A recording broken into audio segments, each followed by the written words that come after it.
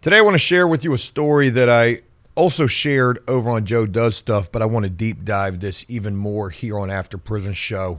It's definitely a story that's fitting for both channels, and it involves a landlord slash contractor who was just sentenced to 17 years in prison for some pretty wild stuff. This was a guy that had an immense amount of success.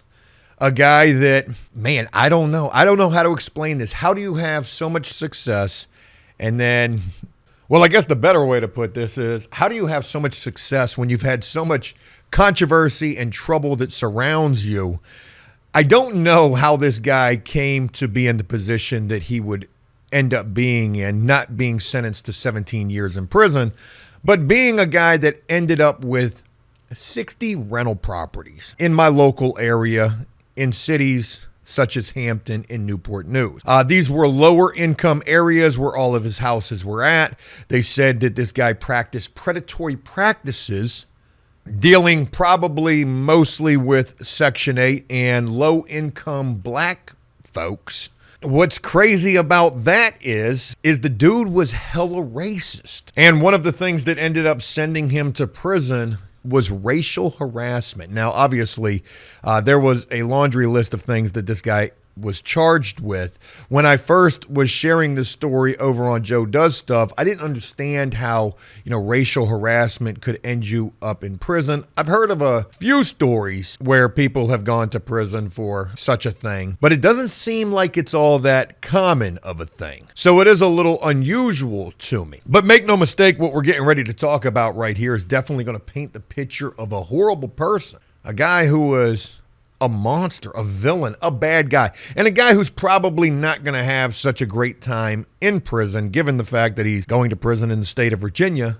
And, these guys are reading about this dude or knowing about him up there, seeing him on the news, and all of a sudden, here comes this guy. Folks, I want to introduce you to this guy right here. His name is David Merriman.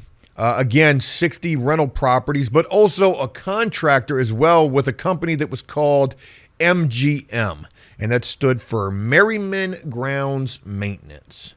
I would look this company up, and ironically, the reviews on this company were, I think he had like a 3-star review. Of course, there were bad reviews, but there were also, good reviews as well.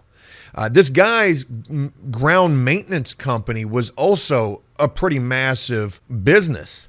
They did snow removal. They did, all sorts of things. He had a ton of vehicles.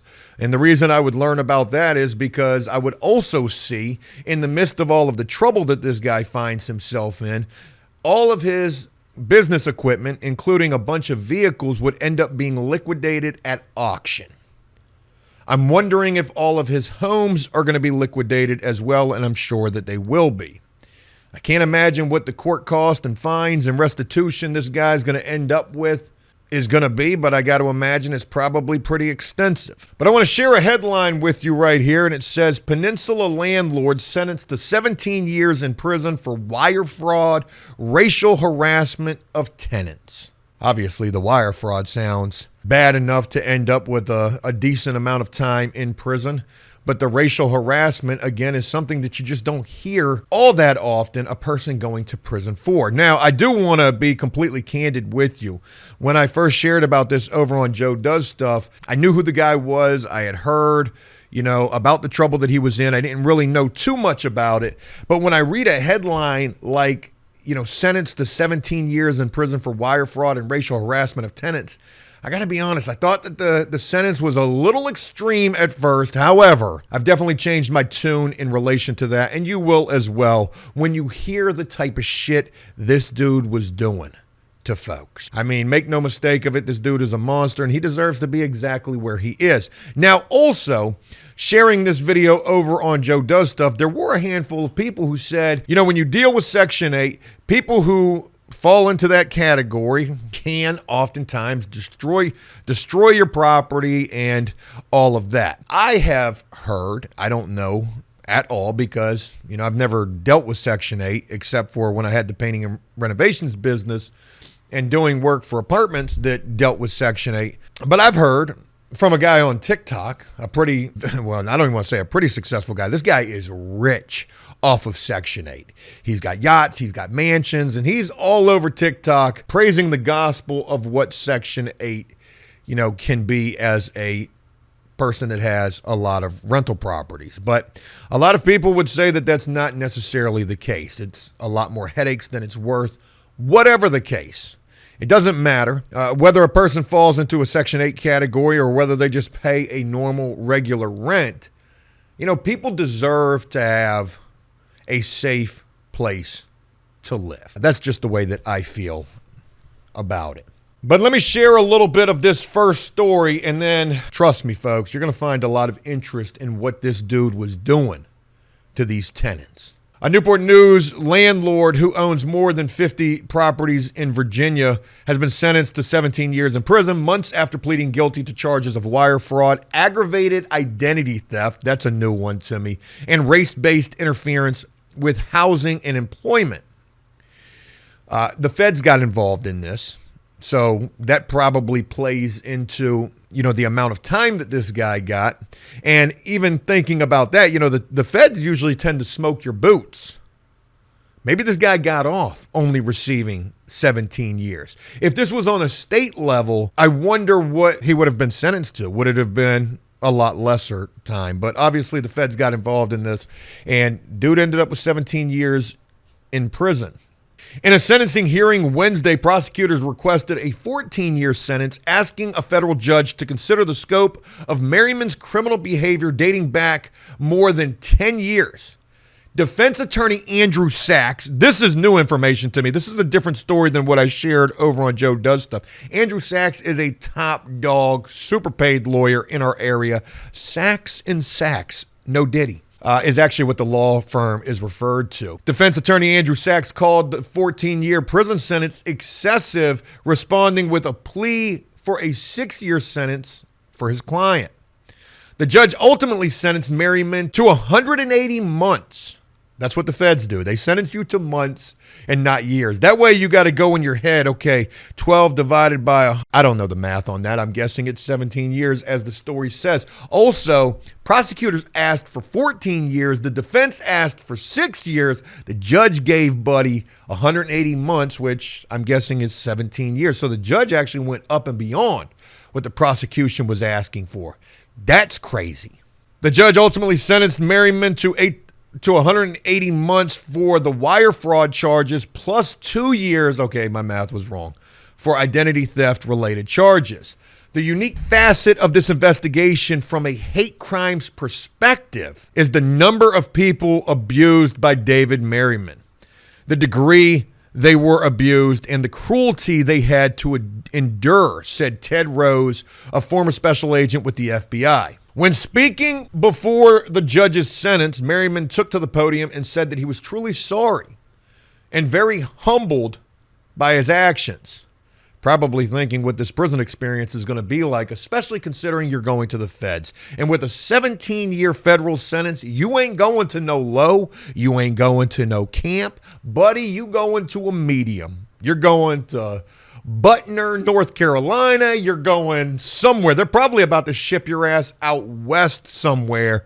And man, the medium institutions in the federal system, they don't play. It is gangland out there from what I've heard. I don't know personally, but from what people have shared with me here on After Prison Show, I know that this dude's going to have a pretty rough time of things, especially when they ask for that paperwork. This is almost borderline PDF file type stuff here, except in a totally different facet. Apologizing to both tenants and Newport News City employees he's impacted in recent years. So, there was racial intimidation, there was unsanitary property conditions, and then there was the aggravated identity theft and wire fraud. And let's talk about that right here, because that's a big one. This was some pandemic relief, and one facet of that is this right here: financial scheme to defraud. According to a federal indictment between 2019 and 2024, Merriman forged tenant signatures on pandemic rent relief applications, as well as fraudulently obtained large payments from tenants like security deposits and prepaid rent. And then after obtaining the money, He evicted the tenants. Like, what was this dude doing? Were there drugs involved in this? Maybe. I don't know. The story doesn't make any mention of that, but you got to imagine maybe there was.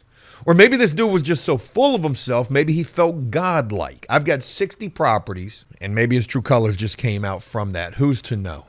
In one instance, prosecutors say Merriman victimized a tenant who had paid him rent regularly for 6 years until she was laid off during the pandemic after being hospitalized. Merriman is accused of forging her signature to get $15,000 in rent relief from the government and then evicting her and disposing of all of her belongings while she was in the hospital. Folks, if you think that that's like, okay, not even that crazy, which it absolutely is, I can't imagine how you wouldn't think that that is crazy. Let me share with you a different story about this guy that really illustrates what this dude was doing to his tenants.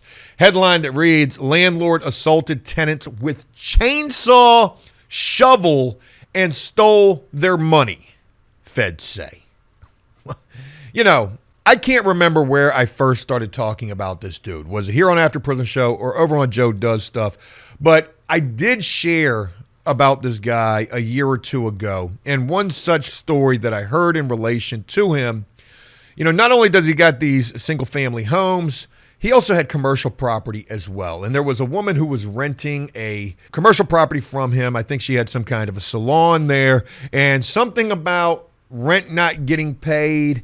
I can't remember, but for whatever reason, and I think that the reason the lady wasn't paying the rent is because there was like major electrical issues going on with this property. I've looked for this story again. I can't find it because all of the news about this guy or all of the stories are in relation to him just receiving these 17 years. So that story has been washed away. But you know, this guy didn't even change the locks to the business. He literally took one of those huge concrete barricades that you see on the highway and set that shit right in front of the door so she couldn't get into the building. That was the first extreme case of this slumlord landlord shit that I had heard about in relation to this guy. But folks, it gets so much worse with what I'm getting ready to share with you. First, let's talk about the indictment that this dude just went up for and pled guilty to. A 30-count indictment, including 10 counts of wire fraud, 4 counts of interfering with housing rights, 2 counts of interstate communications with threat to injure, 6 counts of theft of government money, 4 counts of making false statements to the Department of Housing and Urban Development, and 4 counts of identity theft. To think of all of those white-collar crimes, I think is how they're referred to, and you only got 17 years in the feds, buddy, you got blessed. And it's probably because you had Saks and Saks representing you. When a renter moved into a single-family home owned by Merriman in June of 2018, the property was missing doors, had broken water heater, and an air conditioner that didn't work, according to the indictment. The man, who is black, paid Merriman $10,000 as a prepayment for 10 months before moving in. Merriman promised the tenant he'd make repairs or compensate him for any repairs the tenant made, but he didn't make good on those promises. After the man asked Merriman for reimbursement for repairs he'd hired a contractor for, Merriman began barging into his home unannounced. The landlord refused to fix the air conditioner in the man's home and told him, "Y'all should be used to that.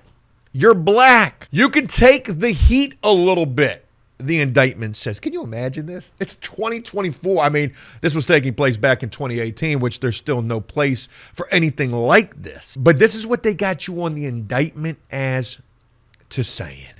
But it gets way worse than that. In August of 2018, the man asked Merriman to leave when he showed up unannounced to his house. Merriman became enraged and swung a lawnmower at the tenant. You can't tell me there weren't drugs involved in this situation. Merriman then picked up a shovel and, while calling the man a racial slur, hit him in the face with the shovel. Merriman ultimately evicted the man by lying and claiming that he never paid rent, which the man didn't have documentation to disprove. Oh boy, that is wild right there. Damn, that's wild. You don't even got documentation that you paid this dude $10,000. Do you got documentation of the the shovel where you got hit in the face. I'm sure you had to have. I don't want to say that this dude made up this story, because even though it does seem a little bit like some hearsay, folks, there is a lengthy history of similar things like this.